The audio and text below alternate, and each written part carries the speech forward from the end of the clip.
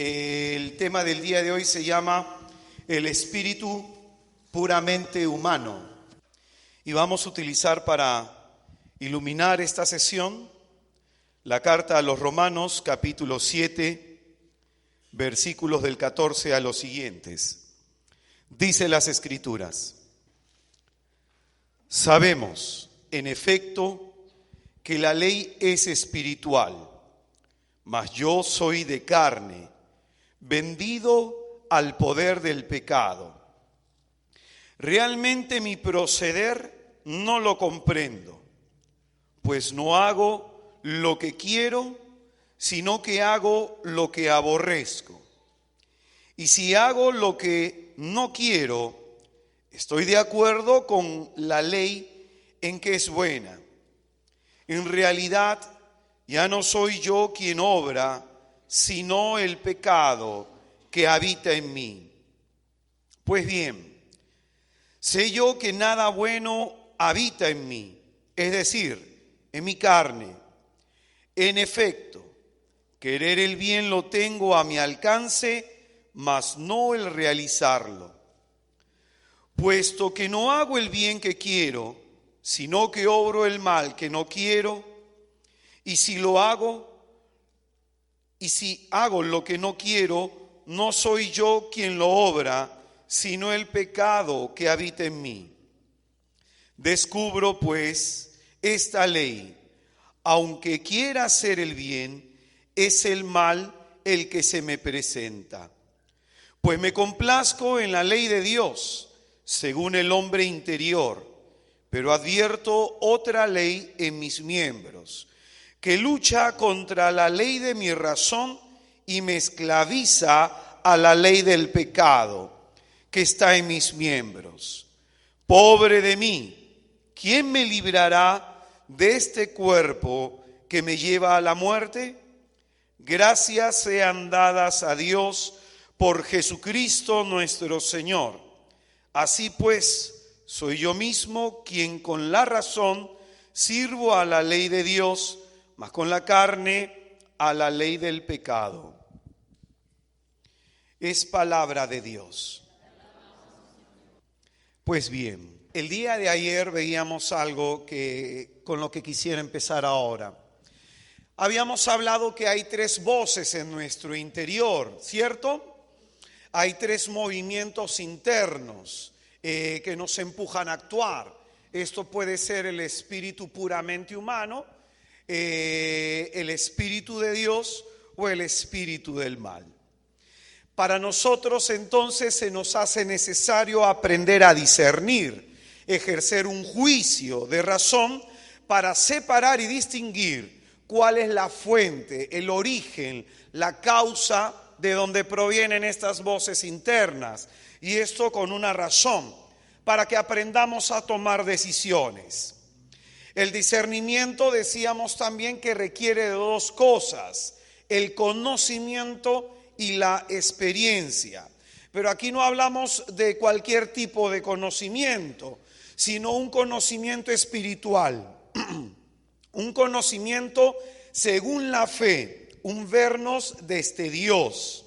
Necesitamos conocimiento y experiencia, con un único fin, habíamos dicho: descubrir cuál es la verdad. Habíamos citado Juan 8:32, ese texto nos dice que la verdad nos va a hacer libres. Y de pronto esto es lo que necesitamos nosotros entender cuando discernimos, es con esta intención: ¿cuál es la verdad en cada una de nuestras obras? Voy a poner un ejemplo. Un día una hermana me había hecho un comentario. Ella me había dicho de que no tenía tiempo para orar. Y de pronto ella en sus oraciones le decía esto a Dios, y así había vivido por muchos años, diciéndole esto al Señor: Señor, tú me entiendes, tú sabes que te amo y que no tengo tiempo para orar. Y de pronto su vida espiritual vivía estancada, a veces avanzaba, retrocedía, pero había un estancamiento espiritual. Y esto le afligía porque ya estaba en esta situación 7 años. Entonces cuando ella habla conmigo y yo le pregunto sobre su vida interior, acuérdate lo que dijimos el día de ayer, se puede hacer solo discernimiento si hay vida interior. Esta mujer iba a misa, estaba en un grupo, de vez en cuando leía la Biblia, de vez en cuando oraba, de vez en cuando tenía actividad interior. Entonces comenzamos a discernir a partir de los elementos y de las situaciones que ella presentaba. Y llegamos a una conclusión y me centré en ese punto en el que ella decía: hermano, el Señor sabe que no tengo tiempo para orar. Este tema me lo repetía constantemente. Y yo le mostré a través de argumentos, a través de sus actividades, llegamos a una conclusión, que eso no era la verdad. Ella tenía tiempo para orar, pero tenía un pecado dominante llamado pereza. La pereza suele generar la desidia, el desinterés por Dios, y de pronto esta mujer solía estar en estados de tristeza, en estados de depresión. Normalmente las personas que sufren de depresión tienen como pecado dominante la pereza. ¿Y qué habíamos descubierto? Que esta mujer, pudiéndose levantar temprano o pudiéndose acostar un poco más tarde o dejando de hacer algún tipo de actividad como estar metida en el Facebook, dejando de hacer algún tipo de actividad, podía tener tiempo para orar, simplemente que ella no lo consideraba urgente en su vida. Pero fíjate, vivió 7 años y medio mintiéndose. 7 años y medio pensando que no progresaba espiritualmente porque no tenía tiempo para orar. Y la verdad no era esa. La verdad es que ella no se estaba haciendo violencia en su carne.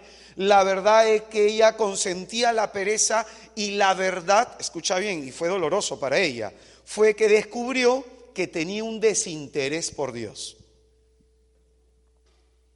Entonces el discernimiento tiene este objetivo: descubrir lo que realmente nos mueve, qué hay detrás de cada acción, qué es lo que nos motiva a pensar, a decir, a actuar.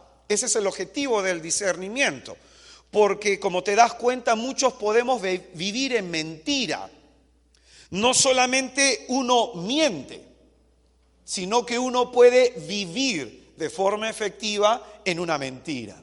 Amén. Entonces, este es el objetivo del discernimiento. En este caso, esta mujer entendió cuál era su situación, entendió cuál era su estado, pero no cambió. No mejoró.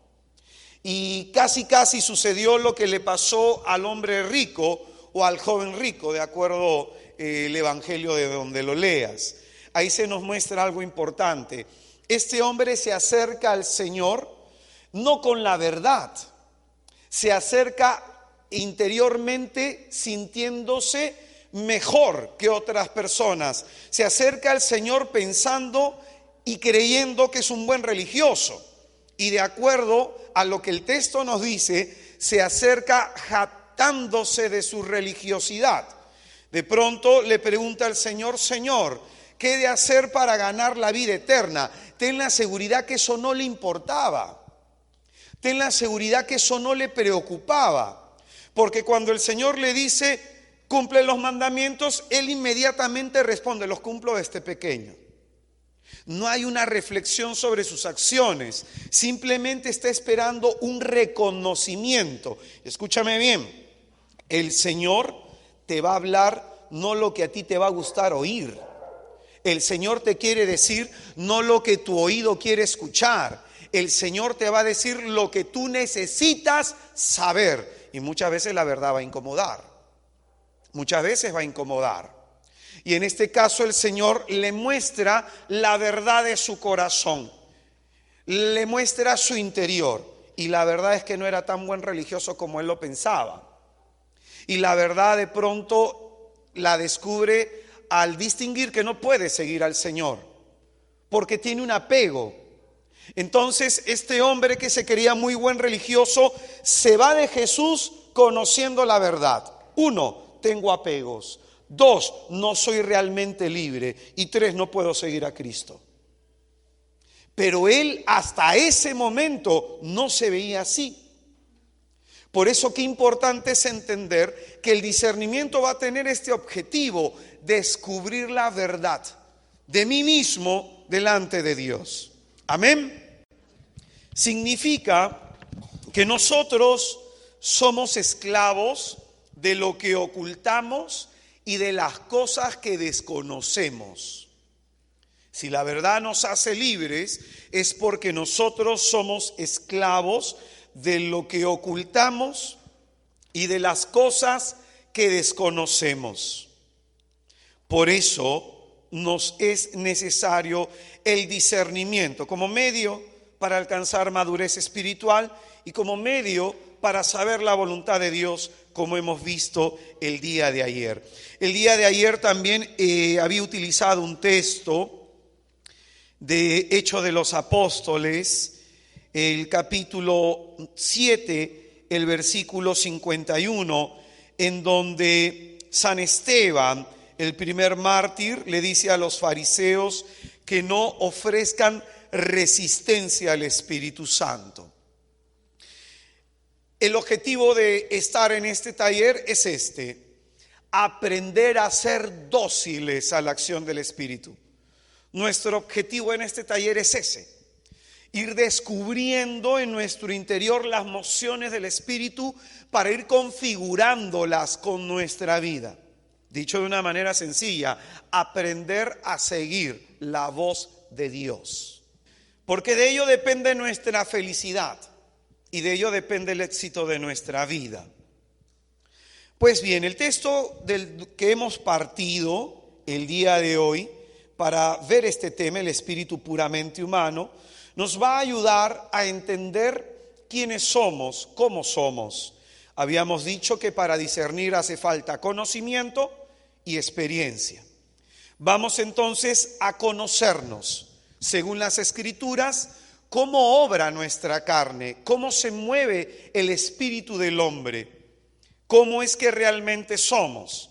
Y el texto que hemos leído de la carta de los Romanos, capítulo 7, del versículo 14 al 24, las palabras de San Pablo nos van a revelar la naturaleza humana herida por el pecado original. Cómo a partir del pecado original originante, la naturaleza del hombre ha quedado afectada. Como dirá el Salmo 51 en el versículo 7, pecador nací desde el seno de mi madre. Salmo 51, versículo 7, pecador nací desde el seno de mi madre. Muchos de nosotros podemos darnos cuenta cuando vemos a un niño de 2 años, 4 años, 5 años, cuando se pelean con otros niños. ¿Has visto la cara de violencia que ponen? Cuando alguien le quita su juguete, ¿ha visto la cara de odio, de cólera que le pone al otro niño y cómo le quiere reventar la cabeza? ¿Qué es lo que estamos viendo en esa criatura que ya ha sido bautizada? Estamos viendo la fuerza, la huella, la impresión que ha dejado este mal. Estamos viendo la maldad que hay en todos nosotros, que simplemente en ellos, por no tener las facultades del alma totalmente desarrolladas, les van a costar. De pronto no hay un dominio de sí, no hay de pronto dominio sobre su voluntad. Nosotros, a partir de los 7 años, somos conscientes del bien y del mal que nosotros obramos. Yo recuerdo cuando tuve mi primera efusión en el Espíritu, la primera vez que se derramó el Espíritu Santo en mí en un retiro, que fue lo que me marcó hace más de 19 años, el Espíritu Santo me mostró todos mis pecados y me mostró cuál fue mi primer pecado. A la edad de los 7 años había un niño que tenía su mano puesta en una baranda y yo tenía un palo en mi mano. Y miraba su mano y miraba el palo. Miraba su mano y el palo. Y sentí en mi interior la lucha que todos tenemos y que conforme los años se va callando la voz de Dios. En mi interior sentía la voz del Señor claramente: no lo hagas. Pero sentí una fuerza, sentí un impulso que me movía a querer golpearle la mano. Y le terminé golpeando la mano. Cuando vi al niño revolcándose de dolor, llorando, en ese momento sentí, como Caín, a Dios sobre mí. preguntándome qué le has hecho a tu hermano. Yo lo sentí y me corrí. Lo que después pasó y lo que el Señor me mostró, cómo cada pecado que yo cometía a través de los años, a partir de los 7 años, cómo iba callando la voz de Dios. Y esa voz de Dios que hablaba muy fuerte en mi interior se iba apagando, apagando.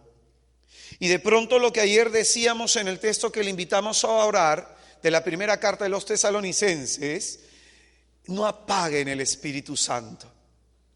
Entonces, ¿qué pasa a la edad que nosotros tenemos cuando vemos una persona que vive en adulterio, por ejemplo, y que no le importa si su mujer sufre, no le importa si sus hijos sufren? Y de pronto, ¿qué vemos en esa persona? Su conciencia totalmente cerrada a la voz de Dios. Cuando vemos una persona que mata, por ejemplo, el día de hoy estaba viendo en el noticiero un asalto que hubo en un distrito en donde le dispararon en la cabeza a una comensal y el ladrón campante como si nada.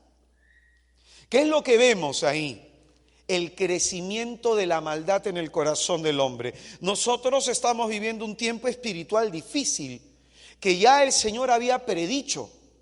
Nos había advertido en el Evangelio de Mateo que cerca de los últimos tiempos iba a pasar algo, iba a crecer cada vez más la maldad, que la caridad en el corazón de muchos se va a apagar al ver tanta maldad en el mundo. Hermanos, falta poco. Y de pronto, de esa misma manera, la caridad en nuestro corazón se puede apagar. La caridad en nuestro corazón hacia Dios, hacia los demás, se puede apagar. Y hay personas y esposos, gente que vive en la misma casa y reaccionan con egoísmo, con odio, con venganza, que vemos en nosotros, que la voz de Dios está casi silenciada. Amén. Esa es la realidad de la cual San Pablo nos está hablando en este texto. En el versículo 18 de este texto, mira lo que va a decir San Pablo. Pues bien sé yo que nada bueno habita en mí, es decir, en mi carne. En efecto, querer el bien lo tengo a mi alcance. El bien, el obrar el bien, está al alcance de todos. Pero aquí va a decir el apóstol lo siguiente, va a mostrar algo, que una de las potencias de nuestra alma, que es la voluntad, la capacidad de querer, que está vinculada con una virtud teologal llamada la caridad. Muchas veces nosotros podemos querer el bien, lo tenemos a nuestro alcance, mas no es realizarlo. Ahí, ¿qué es lo que distinguimos? Dice el apóstol, querer el bien lo tengo a mi alcance, mas no el realizarlo. Muchas veces nosotros nos topamos con nuestra vida, con una realidad, no hacemos el bien que queremos, pero sí lo queremos y obramos el mal que no deseamos, movidos, seducidos, arrastrados por nuestros pecados. De ahí que el hombre tenga la inclinación a los 7 pecados capitales que estamos estudiando los lunes en San Borja: el orgullo, la avaricia, la envidia, la ira, la lujuria, la gula y la pereza. Muchas veces nosotros vamos a ser arrastrados y seducidos por nuestro mal. Es importante entender lo siguiente, porque aquí estamos hablando del espíritu puramente humano, lo que es propio a nuestra naturaleza herida por el pecado original. Hay mucha gente que cuando tiene estos impulsos muy fuertes que le dominan, le seducen y le empujan a orar, dicen, es el diablo. Y no, hermano. Muchos exorcistas dicen, entre ellos Fortea, y hay que orar por él porque pasa por momentos difíciles. Incluso Fortea es uno de los exorcistas que dice que más o menos del 100% de tentaciones que nosotros tenemos, solamente el 10% son tentaciones diabólicas.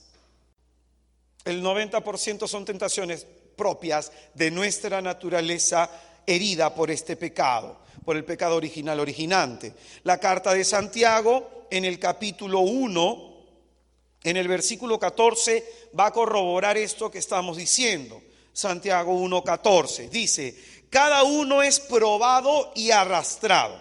Cada uno es tentado y arrastrado y seducido por su propio mal.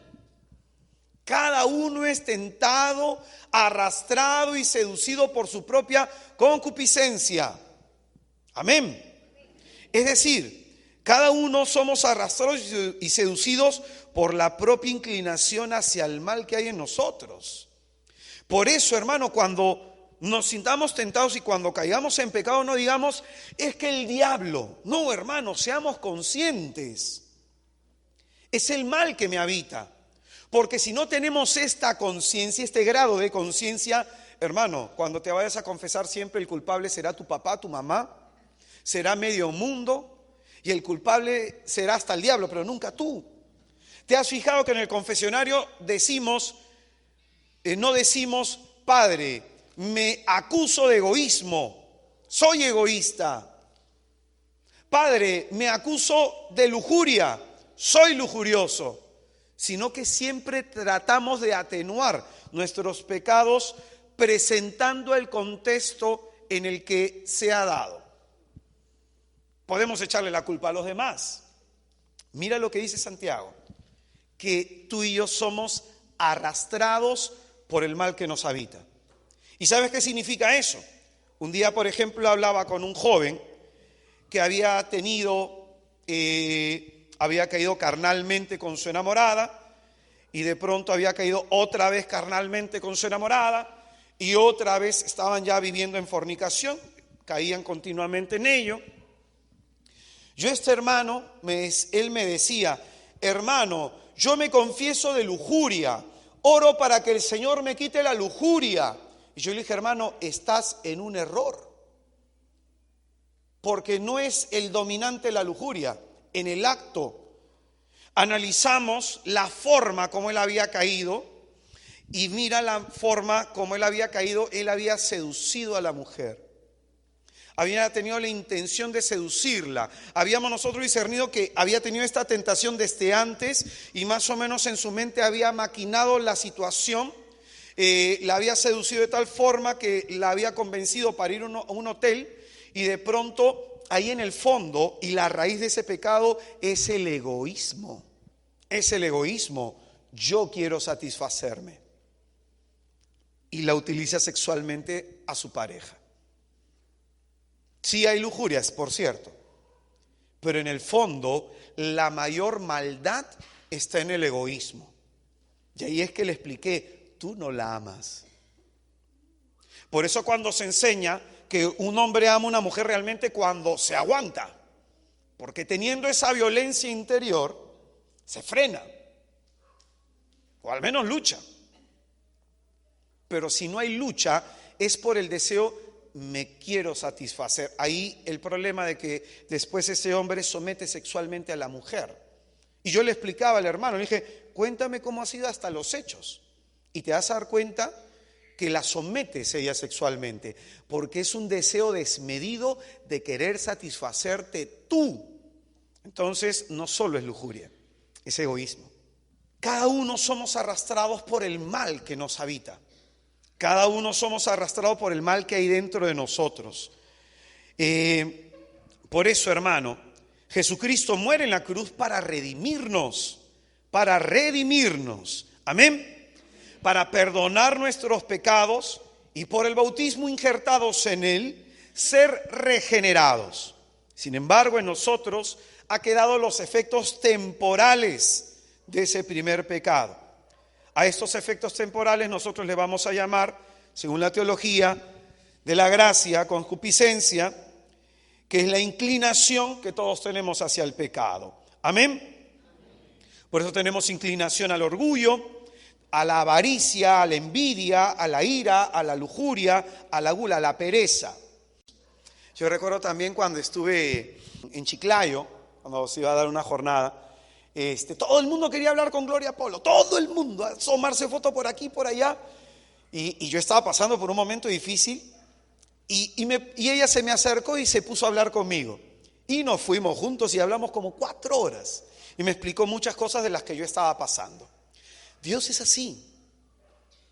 Dios siempre va a dar la gracia y el medio para que tú y yo nos podamos sostener. Amén. Hermano, el Señor conocedor de la debilidad de nuestra alma, conocedor el Señor de nuestra fragilidad humana, nos dice en Mateo capítulo 26, en el versículo 41, velad y orad para que no caigáis en tentación, que el espíritu está pronto, pero la carne es débil. En este texto de Mateo 26, 41, el Señor nos muestra, nuestra carne es débil, pero frente a la debilidad de nuestra carne, el Señor nos dice que tenemos que hacer dos cosas: velar. Velar significa vivir en un constante examen de conciencia. Velar, a examinarnos interiormente. Y a continuación se nos dice que tenemos que orar. ¿Qué tenemos que hacer? ¿Qué tenemos que hacer? Definitivamente el que no ora va a caer en tentación. Definitivamente el que ora, no porque le echemos mal augurio, no porque le estemos echando mala suerte, pero el que no ora, el Señor dice dos cosas para no caer en tentación, dos cosas para no ser arrastrados por el mal que nos habita: discernimiento y oración. Sin estos dos elementos seremos arrastrados. ¿Y por qué nos dice que debemos orar? Porque escúchame bien, dice la primera carta a los Corintios, capítulo 10, versículo 13, primera de Corintios 10, 13, que no hemos sufrido tentaciones más allá de nuestras fuerzas, más allá a la medida humana. No habéis sufrido tentación superior a la medida humana. Escúchame bien, hermano. Naturalmente somos arrastrados por nuestro propio mal. Por eso mucho cuidado con echarle la culpa al diablo de todo. Mira lo que dice la palabra: no han sido tentados más allá de la medida humana. Hay algunas personas que sí son tentados más allá de la medida humana. Pero normalmente, de ordinario, nosotros no. Entonces hay gente que vive psicoseada, obsesionada con el diablo. Y lo ve por todos lados. Su esposo es el diablo, la mujer es el diablo, los hijos son demonios. Pero ven diablo por todo lado. Y el jefe es un demonio. Diablos por todo lado. Entonces, hermanos, saquémonos eso de la mente. Saquémonos eso de la mente, porque el diablo te va a decir: gracias por hacerme publicidad, gracias por ser mi mejor marquetero. Hermano, el diablo no puede hacer lo que le da la gana. No puede hacer lo que le da la gana. Primero, porque es criatura y está sometido al creador de todas las criaturas. Segundo, por su condición y género. Es decir, algunas personas van a ser atacadas, no cualquier tipo de demonio le va a atacar, es según la condición de vida. Y tercero, el Señor lo permite. ¿Qué le dijo a Pedro? Satanás ha pedido permiso para zamaquearte como trigo. ¿Qué es lo que dice San Pablo? San Pablo lo que dice: el Señor me ha dejado este aguijón, verdadero servidor de Satanás, que me abofetea para que no me engría, para que no me llene de soberbia, con la sublimidad de conocimientos y revelaciones que he recibido. Ahora, si tú tienes la vida de San Pedro y si tú tienes la vida de San Pablo, te entiendo que estás siendo atacado por el diablo. Si tú eres como San Pablo, que tienes contemplaciones místicas, arrobamientos, y eres arrebatado hasta el tercer cielo, te entiendo. Pobrecito tú. Si tú de pronto tienes un ministerio en donde el Señor te lleva a arrancarle almas al diablo de su mano, hermano, tienes la razón, estás siendo atacado por el diablo. Pero no lo somos, ¿no?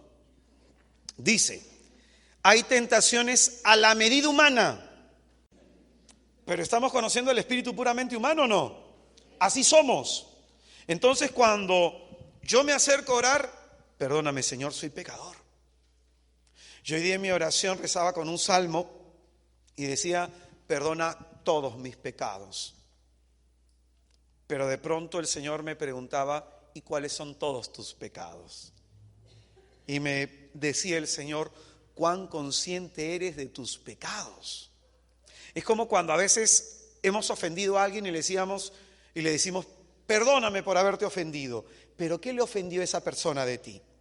Qué distinto es decirle, perdóname porque te grité, porque te insulté, porque te hice esto, te traté de esta manera, provoqué esto en ti. Es decir, ¿qué significa eso? Somos conscientes que hemos hecho daño. Pero muchas veces al confesionario así no vamos con esa conciencia. Por eso, perdóname, Señor, todos mis pecados. Muy bien, entonces las tentaciones nos van a mostrar algo. Hay una necesidad de lucha interior. La lucha interior que todo cristiano tiene y debe confrontar. Mateo 11, versículo 12. Mateo 11, versículo 12 dice: desde los días de Juan el Bautista hasta ahora, el reino de los cielos sufre violencia y los violentos lo arrebatan. Mateo 11, 12. Todos tenemos que arrebatarnos, hacernos violencia, esforzarnos por tratar de agradar a Dios. Amén. Amén.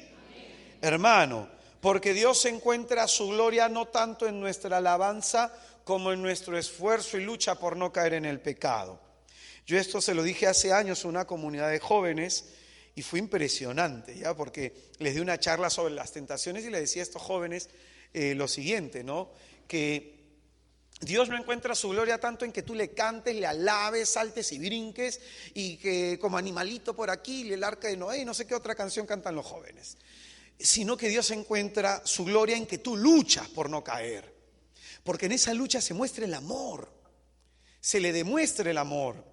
Jesucristo en el desierto, cuando lucha en Mateo capítulo 4 en el versículo 10, le dice al diablo, al Señor tu Dios adorarás y solamente Él darás culto. Y cuando Él habla con la samaritana, dice el Señor que vivimos en un tiempo en que los verdaderos adoradores deben adorar al Padre en espíritu y en verdad. No solamente de palabras, sino una vida dedicada y consagrada a Dios.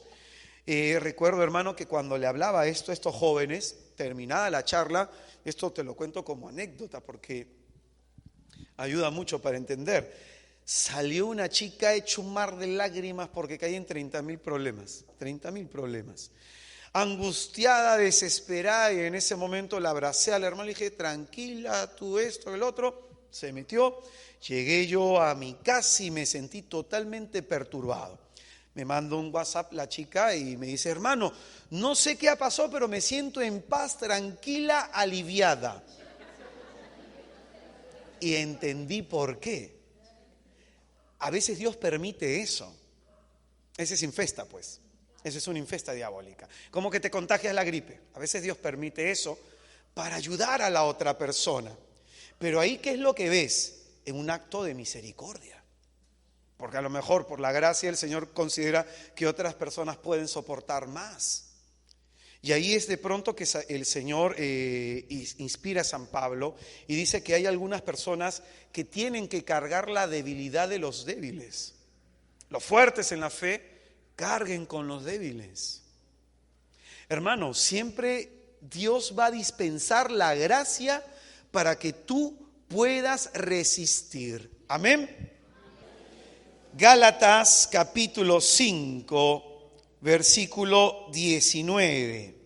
Gálatas 5, 19. Estamos descubriendo todo lo que es el espíritu puramente humano.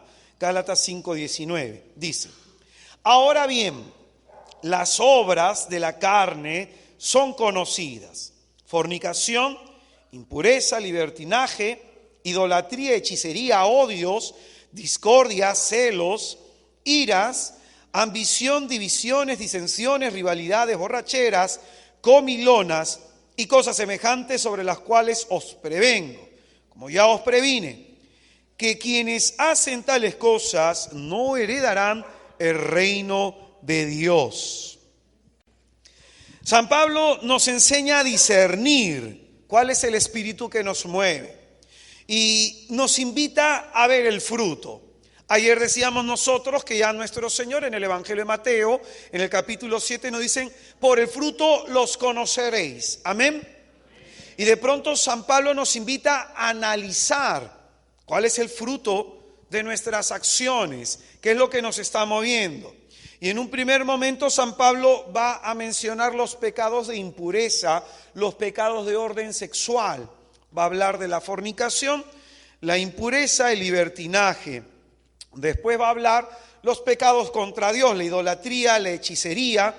Después va a hablar los pecados en contra de los hermanos, odios, discordias, celos y todo este tipo de cosas.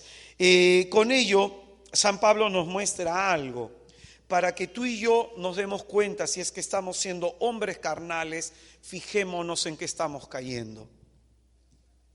Fijémonos en qué estamos cayendo. Tenemos que observar eso, porque podemos creernos muy buenos religiosos, pero miremos cómo está la relación con Dios y cómo está la relación con los hermanos. Yo hace mucho tiempo estaba hablando con un predicador que yo en verdad lo admiro hasta la fecha, lo sigo admirando hasta la fecha, y me parece un buen predicador, pero un día recuerdo que estaba conversando con él así cara a cara. Entonces él estaba mirando para este lado y en eso por mi lado pasan 2 o 3 chicas, creo, y se siguen de frente. Y el hermano me estaba hablando y en eso se le fue los ojos. Pero un buen rato. Yo entiendo que a los hombres se nos vaya, pero de pronto ahí viene la resistencia. Regresas. Pero el hermano no regresó. Y de pronto otra vez me quedó mirando y dentro de la conversación, yo bien condenado, le hice una pregunta: ¿y cómo va la santidad?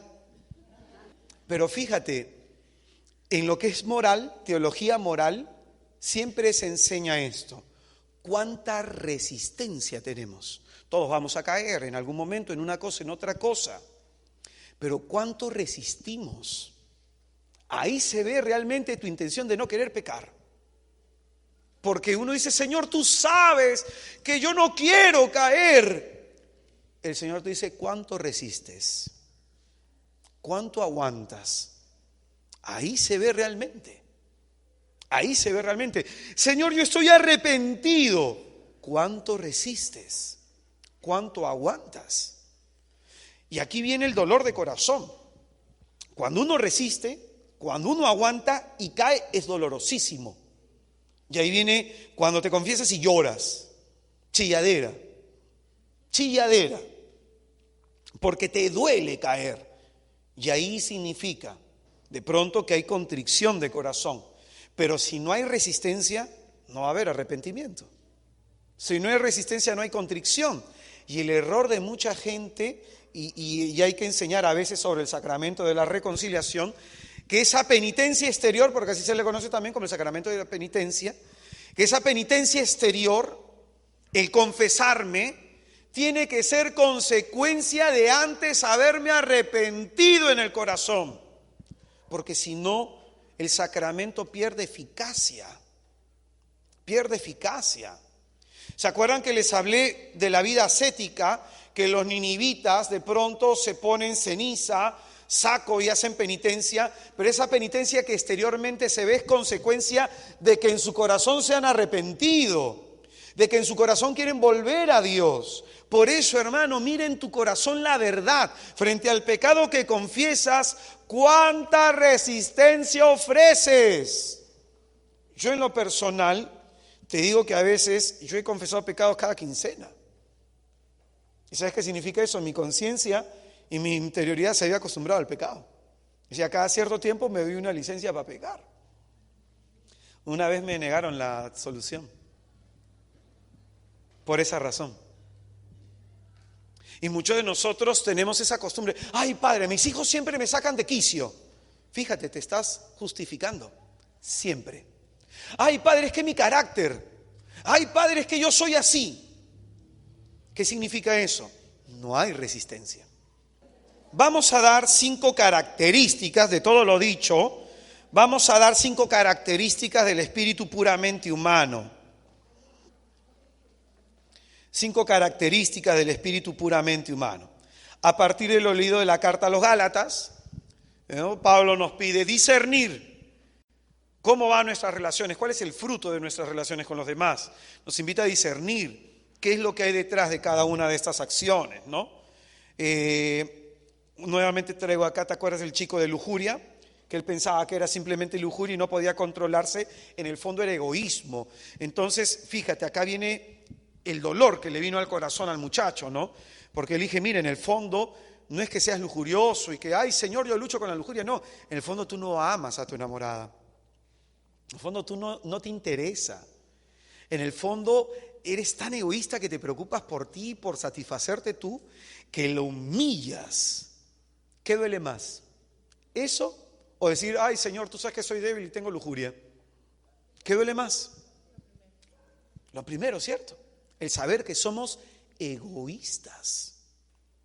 Yo a este muchacho incluso le hice varias preguntas y esto lo hago para varios hombres casados, ¿no?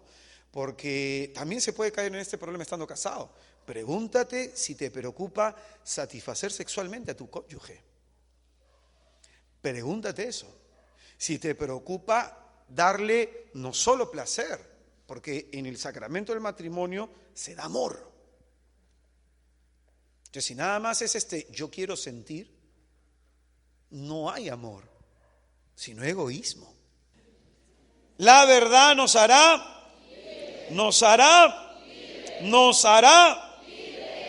A partir entonces de lo que estamos estudiando, vamos a dar 5 características del espíritu puramente humano. 1, fuerte inclinación por satisfacer las apetencias de la carne. Fuerte inclinación por satisfacer las apetencias de la carne. Gálatas, capítulo 5, versículo 24, dice: pues los que son de Cristo han crucificado la carne con sus pasiones y sus apetencias. ¿Qué significa esto? Los que tratan de vivir de forma agradable a Dios tienen su carne sujeta, la tienen sujeta a la cruz de Cristo. Es como un perro que uno tiene encadenado, que no lo suelta.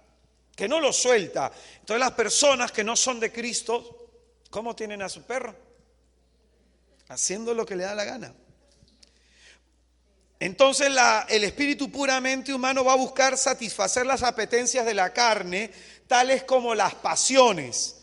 La pasión es una emoción fuerte, ¿no? Va a tratar de complacer sus pasiones, sus deseos, sus anhelos. Y no se va a preocupar la persona carnal si es que eso es agradable a Dios. Todo se va a tratar simplemente de satisfacción. Yo hablaba la vez pasada con una mujer que tenía un tremendo problema, sufría mucho por no encontrar pareja y en el fondo, después de haber conversado, yo le decía, en el fondo es simplemente deseo de placer. En el fondo es simplemente eso.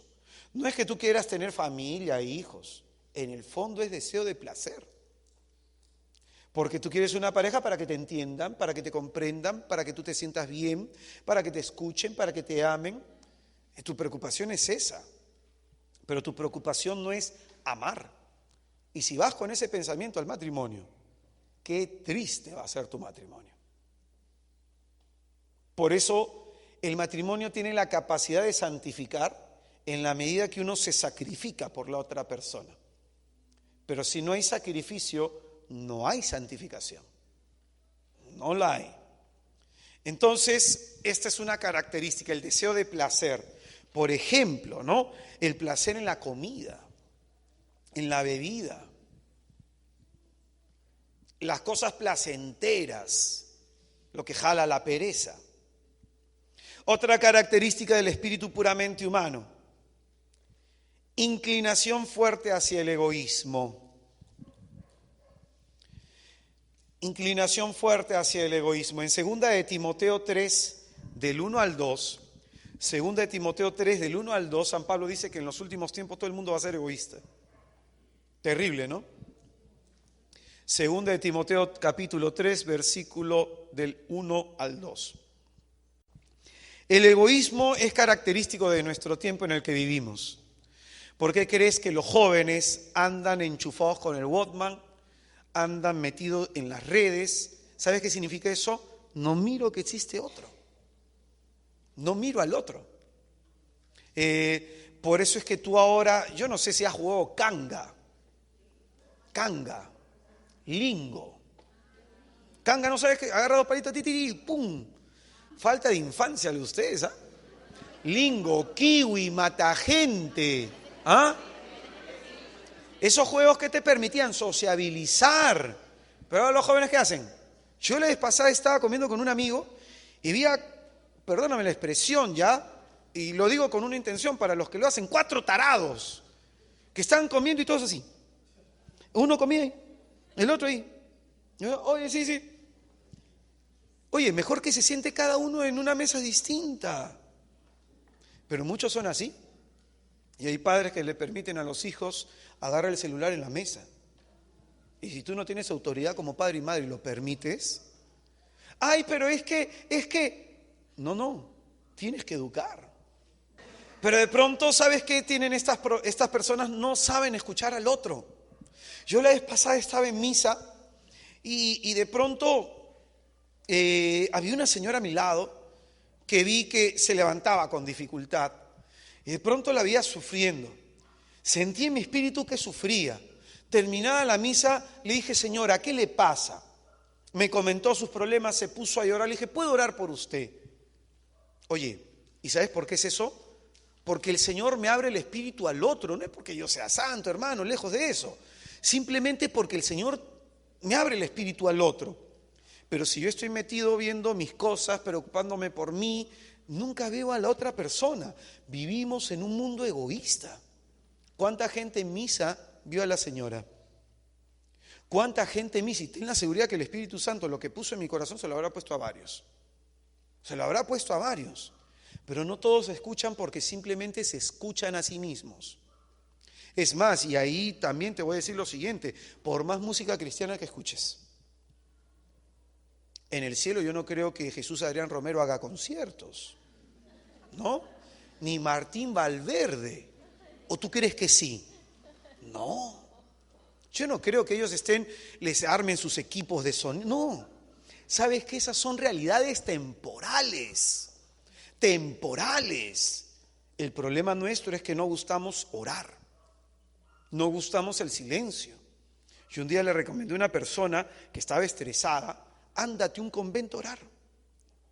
No, prefiero irme de vacaciones. Nos gusta eso, la bulla.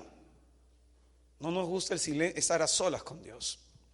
Entonces, el egoísta es así. El egoísta es aquella persona que piensa tanto en sí que se olvida de los demás. Piensa tanto en sí que se olvida de los demás. Por eso el egoísta va a estar preocupado por sus pasiones, por sus emociones, por sus deseos. Hermano, no es que yo ande con un radar a ver quién necesita ayuda. No es que yo ande mirando ahí a ver como la Santísima Virgen en Caná de Galilea. No es que ande así. Simplemente es que el Espíritu Santo, tú estás tranquilo pensando en el Señor y ¡pum!, te pone una persona. Hoy día he estado pensando en un hermano que veo que no ha venido. He estado pensando todo el día en este hermano porque ayer oré por él y se me pasaron todas sus cosas. Estoy pensando en ese hermano todo el día estoy orando por él. Veo que no ha visto, ya después me voy a acercar a las personas que lo conocen.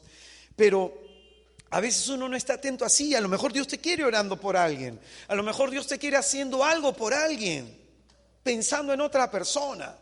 Ánimo, hermanos. Otra característica del espíritu puramente egoísta, no, el espíritu puramente humano, es que es enemigo de la cruz. Enemigo de la cruz, como diría Filipenses 3:18. San Pablo dice a la iglesia de Filipo, Filipenses 3:18, hay gente que vive como enemiga de la cruz. Hay gente en la iglesia que vive como enemiga de la cruz. ¿Quiénes son los enemigos de la cruz? Los enemigos de la mortificación, los enemigos del sacrificio, los enemigos de la corrección, los enemigos de las humillaciones. Esos son los enemigos de la cruz. Acá a todos nos gusta que nos corrijan, ¿no? Sobre todo nos fascina. Es una cosa que nos llena de gozo. Pero fíjate, muchas veces cuando alguien nos corrige, siempre le vemos algo malo a la corrección. Y ayer que decíamos de San Pablo, quédate con lo bueno. Somos enemigos de la mortificación. ¿Qué es la mortificación? Castigar nuestras pasiones. A veces es bueno, por ejemplo, no solo ayunar, sino por cada cierto tiempo a ti te gusta, por ejemplo, a mí me gustan los dulces.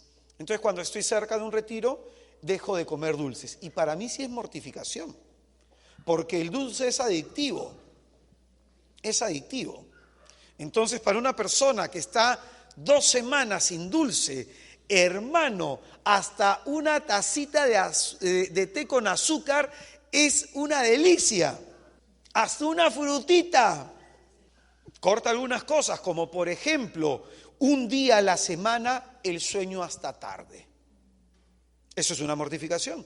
Por ejemplo, en épocas de ayuno que me tocan fuertes para hacer retiros, dejo de comer la pizza, la papa rellena y el lomo saltado. Y eso es una mortificación. Mortificaciones como por ejemplo, un día le escuché de una persona que se desconectó de Facebook un mes. Mortificaciones. Que no entres al Facebook un mes. Hay alguno, tu espíritu de rebelión está, no escuches. Hermano, si no hay mortificación, ¿cómo domas tus pasiones? ¿Cómo domas a la bestia que hay en nosotros? Sin mortificación no solo es ayuno, ¿eh? Ahora, hay gente que ni ayuna.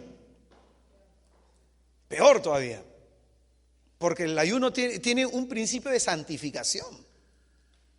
Aparte de purificación del alma, el ayuno está dentro de esta situación de la mortificación.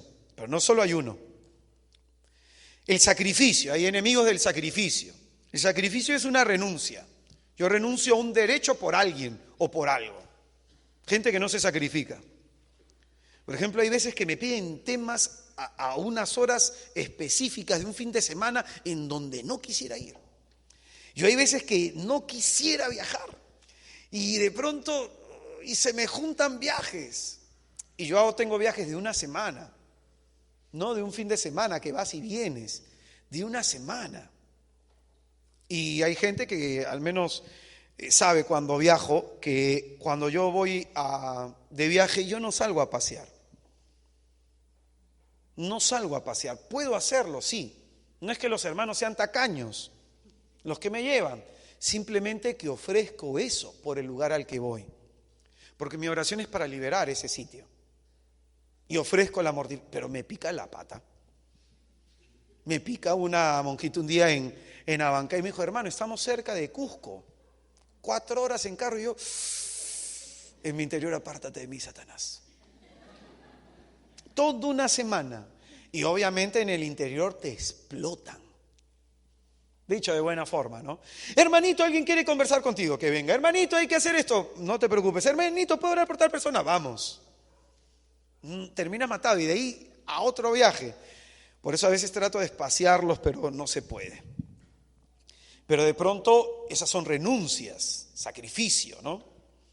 La corrección, soportar la corrección de los demás, también es un sacrificio. La corrección implica que nos señalen nuestros errores, a nadie le gusta que nos los señalen. Y las humillaciones, que nos pasen desgracias y situaciones dolorosas, esto es para abatir el orgullo, para abatir nuestro orgullo, para ponernos siempre en el lugar donde debemos estar, a los pies del Maestro. Cuarta característica del espíritu puramente humano, tiene inclinación hacia todo tipo de apegos. Tiene muchos apegos. Apegos personales, materiales, intelectuales.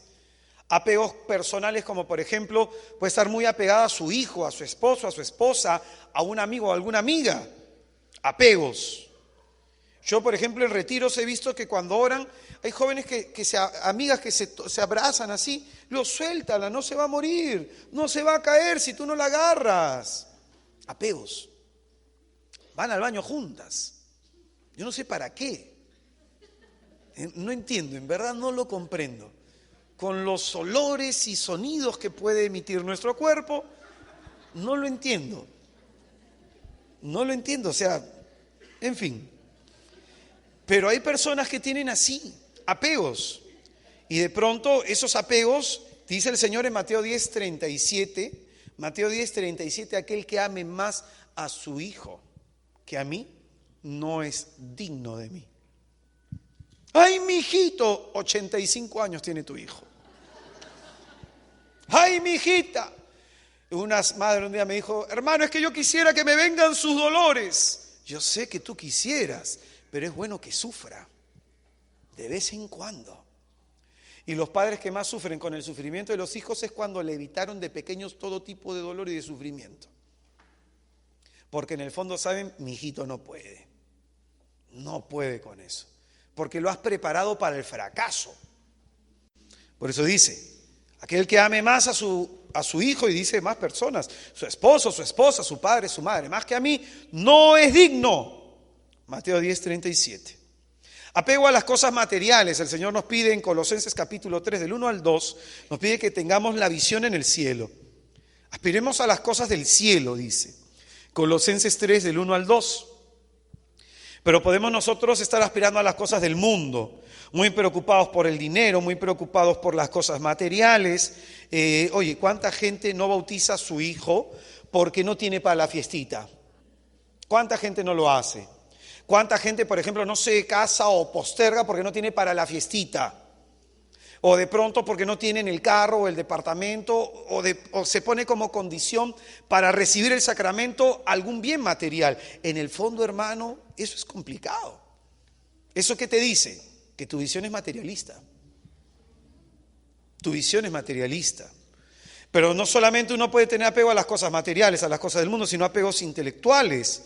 Necesidad de reconocimiento, necesidad de éxitos. Hoy día, por ejemplo, en una clase en la universidad, en la licenciatura, no estaba de acuerdo con un profesor que estábamos hablando de dos teólogos de una época en Francia, Pedro Abelardo uno y el otro San Bernardo.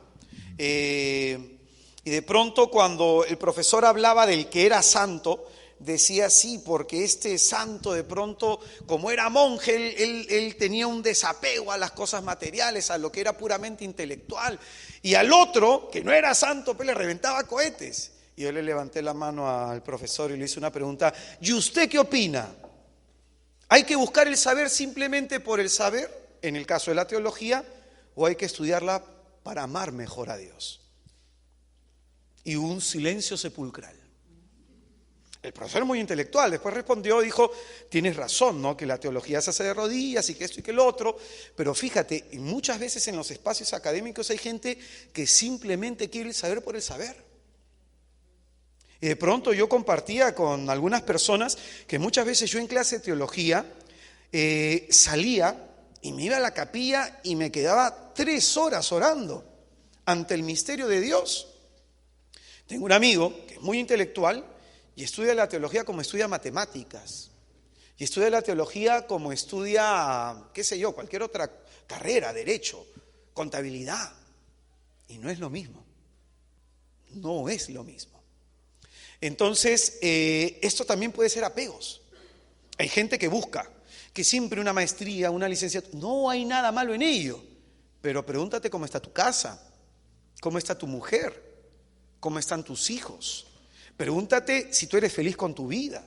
Y hay gente que solo busca los reconocimientos por una necesidad de éxito. Ahí tú tienes que estas personas suelen firmar con los títulos que han ganado a lo largo de su vida.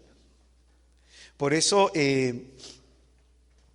yo a veces no estoy muy de acuerdo con algunas cosas, y es mi opinión, mi humilde opinión. De pronto un día presentaron en la facultad a una persona que era doctor en no sé qué cosa, me había llevado licenciatura en no sé qué, en la universidad no sé cuántos, y que aquí, que allá, y de pronto sí tenía un montón de grados académicos, pero lo que enseñaba era tan académico que no te elevaba a Dios. Un día fue el padre Artola, no sé si lo conocen, ¿no? Que está en Nuestra Señora del Pilar, que también tiene un montón de grados académicos, pero ¿cómo elevaba a Dios cuando hablaba? Y en nuestro tiempo lo que nosotros necesitamos es acercar el corazón de la gente al corazón de Dios.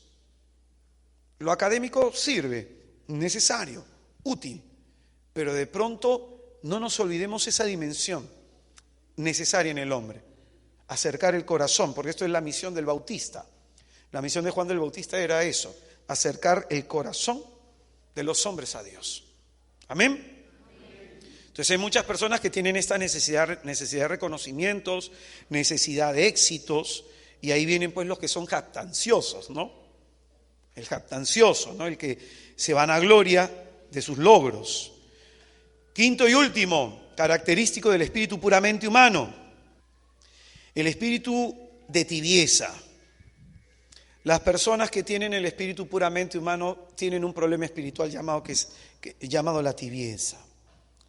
La tibieza está en Apocalipsis 3:15. Lástima que no eres frío ni caliente, eres tibio, por lo tanto te vomitaré de mi boca.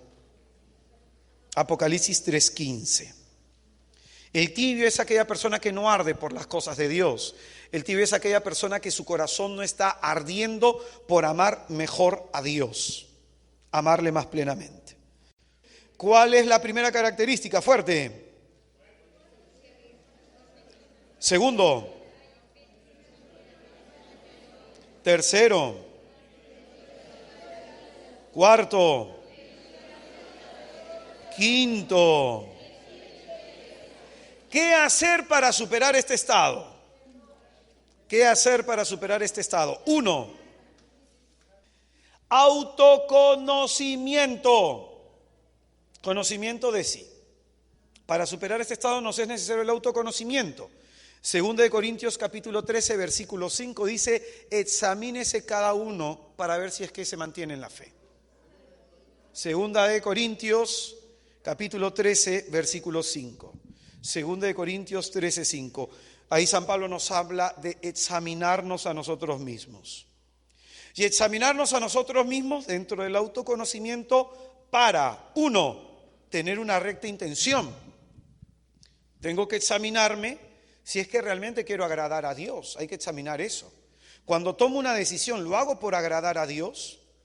Cuando tomo una decisión, ¿lo hago para darle gloria a Dios? Sí, ya acabo, sobrino, ya acabo. Segundo, dentro de lo que es el autoconocimiento, tengo que aprender a discernir qué hay detrás de mis decisiones. ¿Cuáles son las motivaciones, lo que me inspira a obrar? ¿Qué hay detrás de cada decisión que tomo? Tercero, formar la conciencia. Necesitamos conocer las Escrituras. Las Escrituras. Un día en la universidad un profesor, en verdad, les metió una cachetada a muchas personas, porque decía: ustedes ya están en segundo año de teología y no han leído la Biblia. No la han leído. Entonces necesitamos conocer las Escrituras. Yo incluso recomiendo que solamente los evangelios, por lo menos, tienes que haberlo leído 4 o 5 veces. Por lo menos. Solo los evangelios. Ahora, toda la Biblia, si tú tienes, recién te estás iniciando, tienes que leerla toda. Ahora tú dices: oye, pero ¿qué libro tan grueso? Hermano, la palabra de Dios vivifica, da vida. Cuando tú la leas, te va a transmitir la vida del Espíritu Santo. Por eso es necesario leerla. Formar la conciencia a través de las Escrituras. Y cuarto, conocer mi defecto dominante. Conocer mi defecto dominante. Entonces el autoconocimiento implica la recta intención.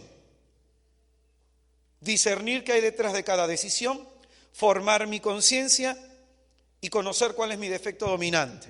En mi caso, por ejemplo, son soberbia, lujuria, ira, miedo y egoísmo. Son mis dominantes. Entonces el Espíritu Santo siempre me mantiene atento cuando un dominante se levanta. Por eso siempre es bueno mirarnos. ¿Por dónde va a entrar el diablo? ¿Cuáles son las puertas débiles, los puntos débiles que todos nosotros tenemos? Para esos puntos débiles hay que dirigir oración, hay que dirigir ayuno. Para esos puntos débiles hay que tener observancia. Y sobre todo acá digo algo. San Pablo, cuando nos habla del combate de la fe, sobre todo de los pecados de lujuria, de los pecados de orden sexual, San Pablo dice algo importante, que esto hay que observar. Dice: huyan. De otros te dice: enfréntalo, lucha, resiste, pero de los de orden sexual dice huyan. Porque el pecado de orden sexual, hermano, no se enfrenta, se tiene que huir de él. Ya esto lo veremos cuando hablemos de la lujuria en los 7 pecados capitales, todos los lunes a las 7 de la noche, Nuestra Señora de Gracia. Sí, ya empezó ya. Pero hemos empezado con el orgullo. Están los CDs para que lo puedas adquirir. Ya después al final digo. Pero fíjense, y esto es importante. Ahora, ¿yo por qué sé eso? Porque leo las Escrituras, me miro, me observo, me examino, veo mis debilidades y de pronto la palabra de Dios me da una respuesta. Y frente a la lujuria, ¿qué hay que hacer? Huir. Hay otros que tienes que resistir, simplemente aguantar. Hay otros con los que tienes que combatir, con los que tienes que luchar. Por ejemplo, tienes que combatir contra la tristeza, contra el desánimo. De esos no se puede huir. Tienes que luchar contra ellos, contra el miedo. Pero la lujuria, ¿qué hay que hacer? Si tú sabes que te estás poniendo medio en un, hermano, no creas que un Ave María y me calmo. Mentira. No te vas a calmar. ¿Por qué se ríen? Sabe que no pasa nada, ¿no? No, hermano, se huye. ¿Qué hay que hacer? Acá le he dado bastante luces a muchos hermanos. Se huye, hermano. Muy bien. Primer punto entonces para superar este estado o superar este tipo de movimiento interior, el autoconocimiento que implica todo lo que hemos dicho. Segundo punto, esforzarse por vivir en el Espíritu. Como dice en Gálatas 5:25 que hay que seguir al Espíritu, esforzarse por vivir en el Espíritu. ¿Qué significa eso? Hay que hacernos santa violencia, pues. Si mi carne me quiere llevar a algo, entonces me resisto. ¿Qué hay que hacer? Hay que resistir. Por eso, para dejarme mover por el Espíritu, practicar lo que es la vida ascética y mística.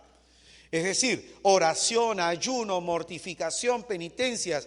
Tu carne está que zapatea mucho, más ayuno. En el día de ayuno te van a invitar a comer. En el día de ayuno te vas a sentir mal, dolor de cabeza, diarrea, náuseas. Vas a querer comer a la mitad del ayuno, vas a tener de todo, vas a pensar, me voy a morir. No te vas a morir, no te vas a morir. Ay, me ha dado palpitaciones un día, eso me dijo una hermana. Hermana, no te vas a morir.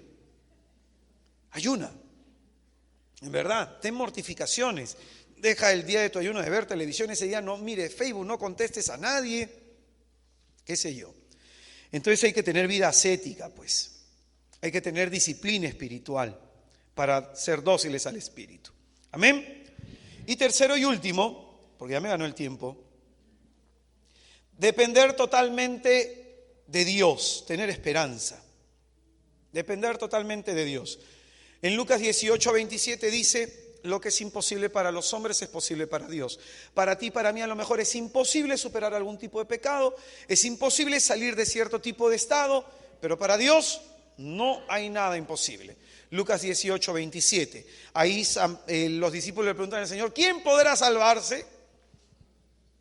Tipo Chapulín Colorado, ¿no? Oh, ¿y ahora? Lucas 18:27. De ahí el Señor le dice a los apóstoles lo que es imposible para los hombres, es decir, el hombre a sí mismo le es imposible salvarse. Al hombre a sí mismo le es imposible salir de esa situación, pero para Dios no.